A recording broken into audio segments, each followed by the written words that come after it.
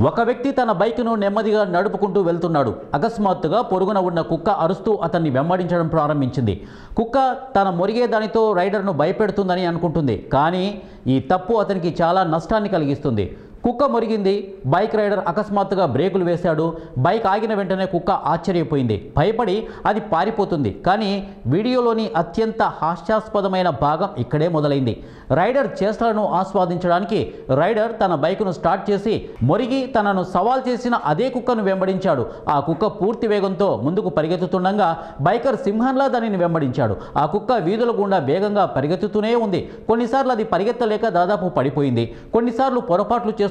కానీ అది తన ప్రాణాలను కాపాడుకోవాలనే దృఢ సంకల్పంతో పరిగెడుతూనే ఉంటుంది. చుట్టుపక్కల జనం ఆ దృశ్యాన్ని చూసి పగలబడి నవ్వుకుంటున్నారు.